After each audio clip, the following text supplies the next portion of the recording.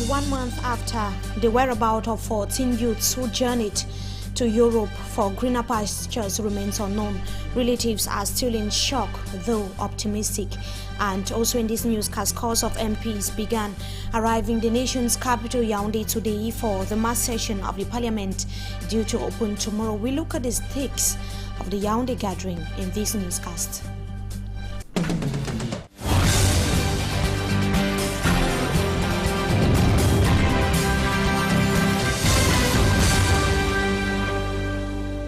Good evening, ladies and gentlemen. This is the 6 p.m. newscast on Equinox Television.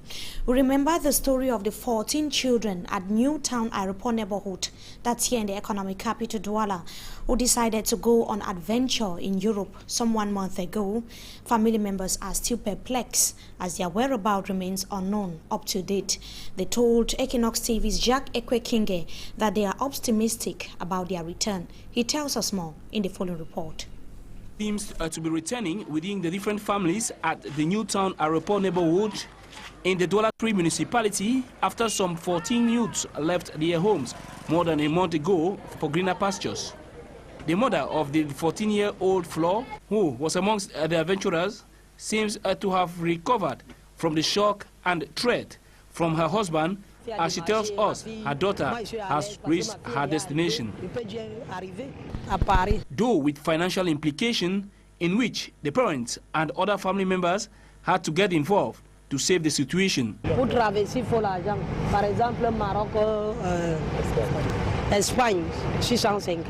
This information we could not certainly independently confirm. The atmosphere seemed not to be gay in the family of Alsem, one of the adventurers, whose elder brother tells us that the last information he received about his junior brother is that the latter was ill and presently in Algeria. We were also told the Newtown Aeroport young adventurers are now advancing in diverse ranks, with 2 of them taken hostage in Niger, information we cannot confirm. For now, the young adventurers seem determined to pursue their adventure to greener pastures. Meantime, the parents and family members of these youth have no option but to pray and wish them well. Jacques Ekwekinge, the reporting. Now, the March parliamentary session opens tomorrow, Thursday, in the nation's capital, as we announced in the headlines, with lawmakers expected to elect a new president at the National Assembly. Pertinent issues equally affecting the country are due to be on the agenda at the Yaoundé meeting. Roland Akong now takes a look at some of the stakes of the March parliamentary session. His report. The election of a new bureau for the second legislative year is the core area of attention during the March session of the National Assembly and the Senate. This is the first ordinary session of the legislative year 2015, and being the first ordinary session by the standing orders of the House, it's an elective session. The priority will be to put in place a bureau of the National Assembly, and from then we'll see how other activities will follow. A new man on the saddle, replacing Kavayege Jibril as House Speaker, is a usual speculation each year this time since 1992.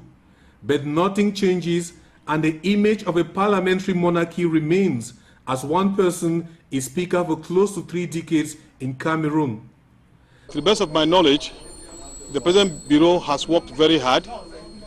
And I think it is always said that you cannot change a winning team. The outgoing bureau of the National Assembly does not reflect the political configuration of the House, as some political parties are not in the bureau, a violation of the standing orders of the House. As we are going to put the Bureau of the National Assembly in place, we have to respect the law and give the opportunity to UPC to enter the Bureau of the National Assembly. It is the law. We must respect it. Away from the election of a new bureau in both houses of parliament, the honorables will surely address issues of political, social and economic concerns confronting Cameroon. The negative impact the insecurity up north is having already on the economy we should be able to address such issues during this session in order to make sure that all is well. The scandal in the purchase of the Chinese planes is another issue heating up the political landscape and looking for honorable clarifications. And the SDF party, we learned, is bringing up the issue during this session of Parliament.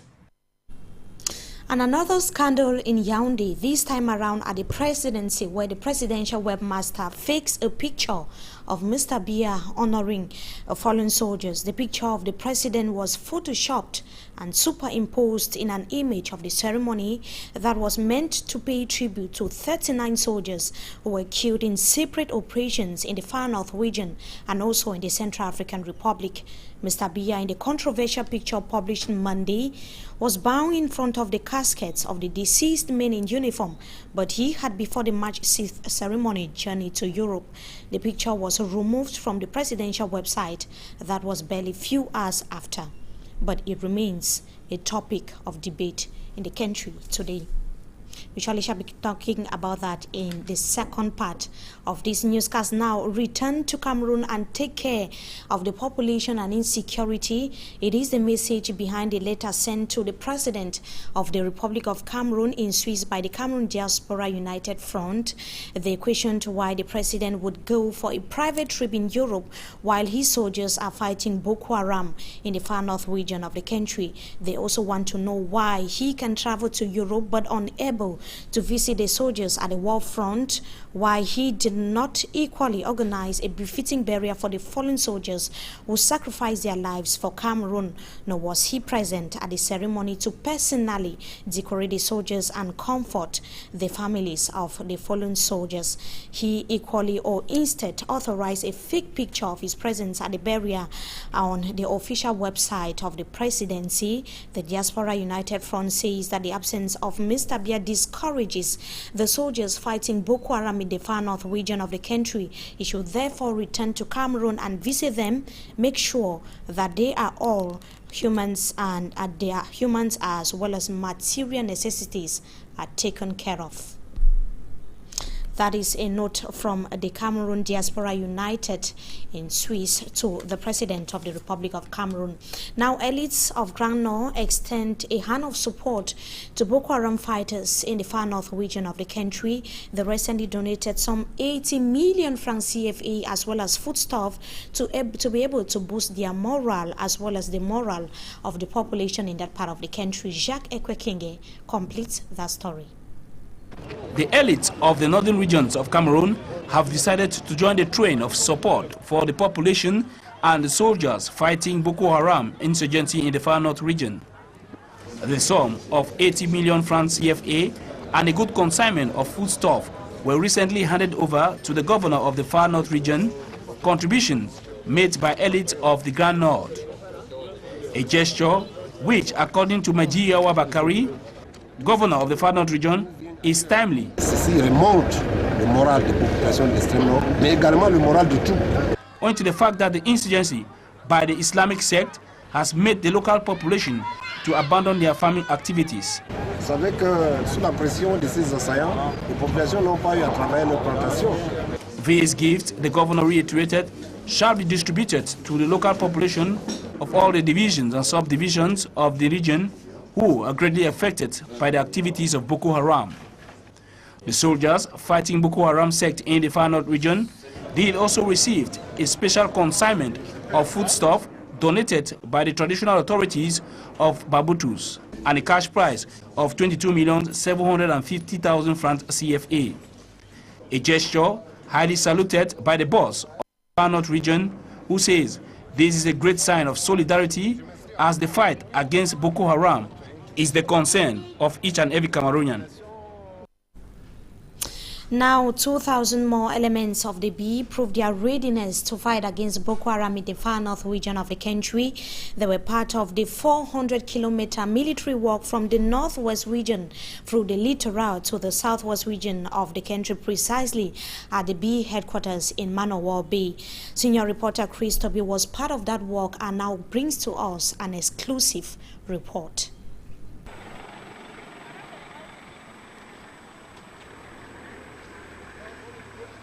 Conscious of the task awaiting them at the battlefront, these 1,800 newly enrolled soldiers embark on this military work. 400 kilometers military work to go from Sabga in the northwest on to Manahobe in the southwest region, 400 kilometers, certainly to achieve the training, 6 months training that have been obtained so far by these elements of the Rapid Intervention Battalion. Working for confirmation and integration, which is the apex for those chosen at the end for the war front in the Grand North. This march is a part of the training program. It is the final exercise of the basic training phase of their program. So the work has many objectives.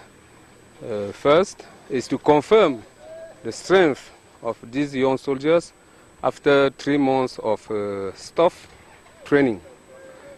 The army is in the head, even when legs hardly still resist, for whatever remains the watchword, especially when the fatherland is to be defended. Medical doctors with 2 heavily equipped ambulances are not far in case of emergencies. Food and other logistics are equally present at resting points. Then the journey towards Manowo Bay continues, like each time they stop since it began February 27. And to say if they shall be ready, I'm ready to go to extreme north to fight and defend my country and die for this nation, Cameroon, that I so love so much. Crossing over the symbolic Mungo Bridge, the military aspirants already sight Limbe with their mind's eye, but they will have to observe another break, happily negotiating their Miselele stopover.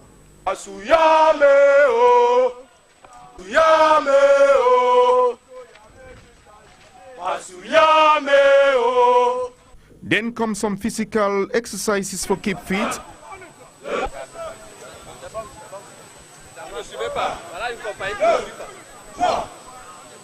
And the mountain of tents for the night, waiting for the last stretch to Manowo Bay.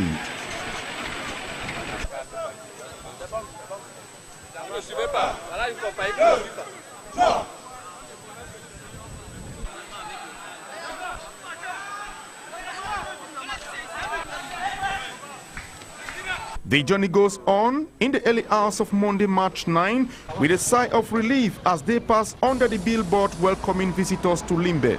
It just needed a little more effort as they passed through mile 1, half mile, Down Beach and Mbonjo village to land at the barracks in all joy awaiting departure day.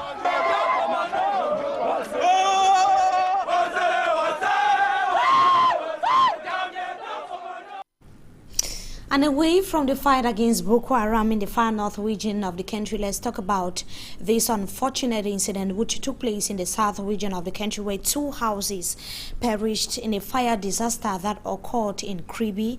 The incident resulted from a short circuit, as you tell us, Veronica Aji. Some few planks hanging at the scene of the incident was a testimony of the damage recorded. The ravaging flames consumed 2 houses with all its contents, but killed none. Not even the intervention of neighbors and firefighters could help. While some locals talk of a short circuit emanating from poor electric connections, others blame the poor positioning of plank houses in the Afanmabe neighborhood in Kribi. It is not the first time short circuit has caused damage in the Ocean Division. Some few months back, 3 houses were all burnt down. And we talk sports now. The Cameroon cycling tour begins in few days amid security threats in the country. The federation authorities are saying that they are going to put everything in place to ensure that the event goes on hitch-free. Roland Akong has more from Yaoundé.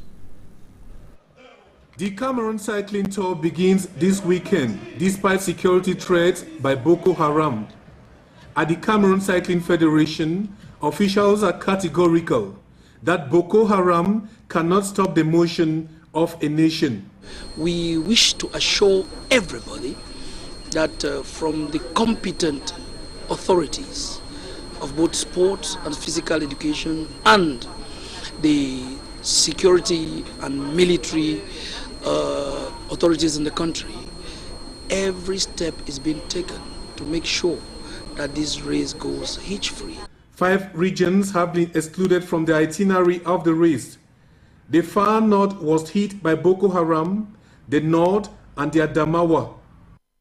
The northwest and east regions have also been excluded from the itinerary of the race. The race has 8 laps.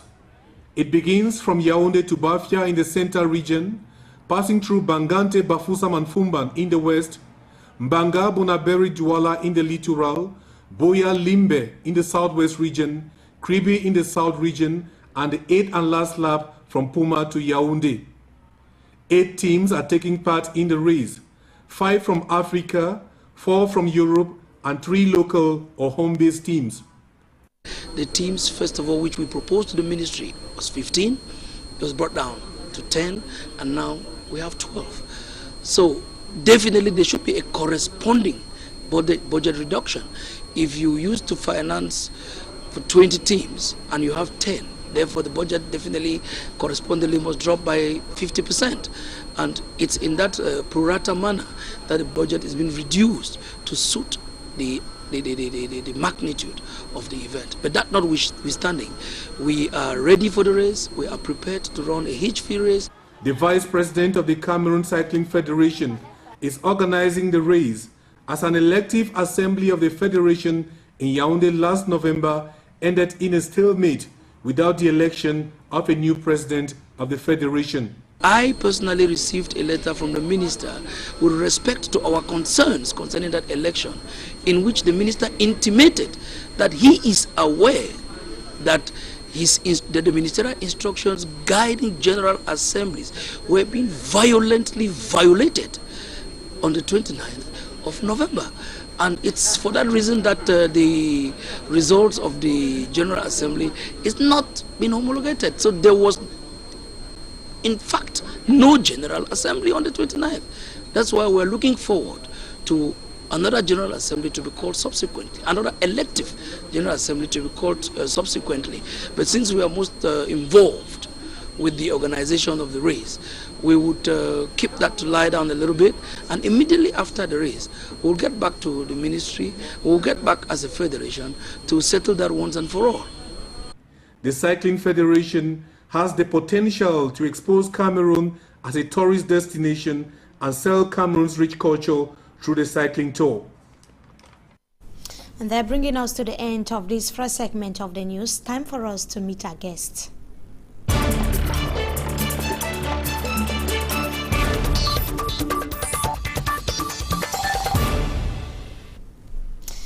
The presidency is now at the center of discussion after the picture of Mr. Biya was photoshopped and superimposed in a picture on the official website of the presidency. And the actual problem with the picture in question is the fact that the webmaster gave the impression that Mr. Biya was honoring fallen soldiers who died in the far north region of the country and also in the Central African Republic, when he was not in the country when the event was taking place. That was on the 6th of March. Joining us tonight is a political analyst, Mr. John Ako. We thank you so much for your time. Thank you, Fee. We should thank you for coming now. Your reaction on the much talked about scandal at the presidency. Most often than not, I would like to say something, especially with the politics governing Cameroon. If this was not an issue, especially with the presidential website, then we expected, if that image was hacked or pirated, as the case may be, for the public authority to have declared to Cameroonians the source of the image. But we equally realized subsequently that the image no longer feature on the website, telling you that it is one part, an initiative from Cameroonians, as it has always been, to promote the image of President Paul Biya in one or two of their egoistic and self-centered interest. This is the website of the presidency, and only officials and officials of the state should have access to this website. And as I'm insisting, what Cameroonians have always done is that to use the state at any time, one part or another, to claim interest for themselves, so that maybe the individual who figured this image over the website was thinking that at the end of the exercise, he may be rewarded, as is always the case, a political appointment, or otherwise a promotion from where he is to where he wished to occupy. And if this image seems not to be true, I think within the shortest days possible, we will expect the public to be well informed, explanatory by any high top-ranking public officials to Cameroonians. The source and the if cause at all of this. it is true, what does it tell us about the regime's attitude towards those fighting Boko Haram in the far north region of the country? Obviously, fighting Boko Haram has not been the first incident in Cameroon. We discovered there was a fight some years ago along the Bakassi Peninsula, and we have seen most often than not, Cameroonians are not even informed of what is going on in the field. But when we consider good governance policies, one of the aspects is effectiveness, transparency, and accountability of those who are in power. I think these are some of the elements at one time and another that comes to discredit the regime. And I still insist. Especially the website of the regime. Obviously, this is state information. And bringing out such information at this level, we need a direct response. And if not just direct, but quick and fast. What does it also tell us about this official website of the country's presidency? We are not. The presidency of the republic is any place like any other institution of the state. And I think those who occupy this position has a right to do what is right and have a right to be accountable to Cameroonians. It is not by joke, because I said if it is by a clown, then the individual himself should be publicly punished. By announcement of such sanctions on the individual should be made to Cameroonians. It is even worse for us to play with an image of individuals who are fighting on behalf of the country. These are Cameroonians who are sacrificing in one part of the territory to protect the indigent. Then you telling us as a top-ranking official, which we have expected, what is going on with other nations. The president cannot even be moving at this level of the issue or at this stage when Cameroon is in crisis for private visits without what the nature of the private visit may look like, because nobody has ever accounted to Cameroonians what this nature of private visit is at this particular time. Now, it does not only downplays the image of the presidency, like you earlier said, it equally downplays the plight of those whose relatives were lost during battles in the far north region of the country and also in the Central African Republic. To you, is it justified? Is it just for the relatives and respectful enough for the relatives of these fallen soldiers? The problem will not go to the level of the relatives. All Cameroonians, in one way, what we are doing here now, I think is a contribution, informing Cameroonians of the way forward and what is happening in the field. Every other Cameroonian, wherever he is, has a right and a duty to perform to protect the interests of the state when that is in danger. But for us to allow our forces fighting at the field, victims of the incident, and the head of state himself absent, I think there is a local African saying that a dog will always fight best beside his master.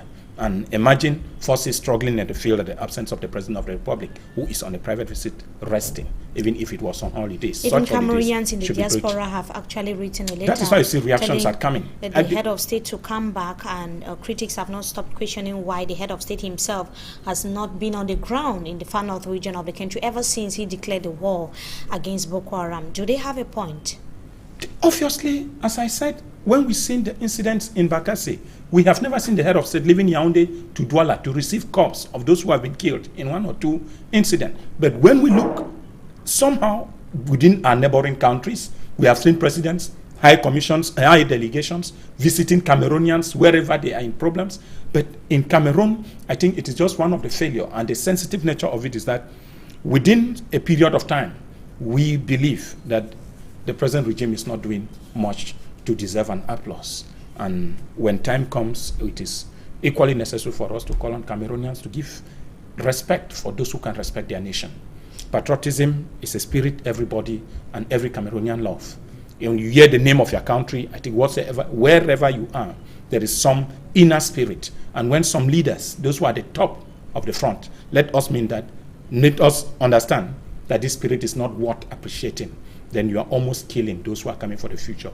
And I would say the future of Cameroon may be at stake if some of these behaviors or characteristics are not taken care of.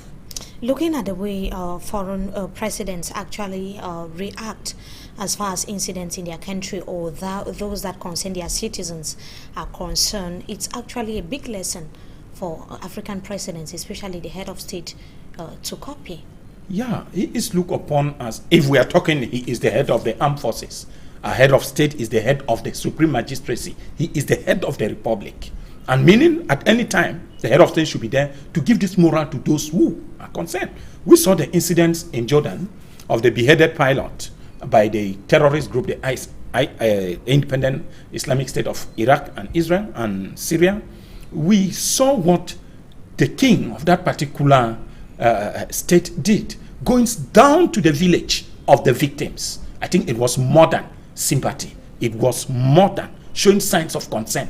A lesson at any one time, we need to give value to the African person, because the value of our own person cannot be given by other external bodies. You will not expect foreigners to feel for us rather than us feeling for ourselves. When at this level, we have seen tornadoes, we have seen volcanoes happening in areas, and presidents have taken off their holidays. They have breached off their holidays to turn up for those affected. And if not even human beings, but the material loss in such areas. So we realize that when we have the consent for the state, it is the right that lessons are always need to be drawn. So within this particular characteristics, Cameroon, the leaders in Africa, many of whom some of us have admired, will prefer to die for their generation. I think there are many people, if time permits, for us to cite. We have seen the example of people like Nelson Mandela, Patrice Lumumba, and even the fallen Thomas Sankara, and many others whom, if we need to learn some of these lessons from them. Unfortunately, time is against us, Mr. John Akwe. Thank you so much for your time. The pleasure is mine. You're welcome. To our viewers, we thank you so much as well for being part of us in this edition of the Primetime Newscast on Equinox Television. Until we meet again, goodbye.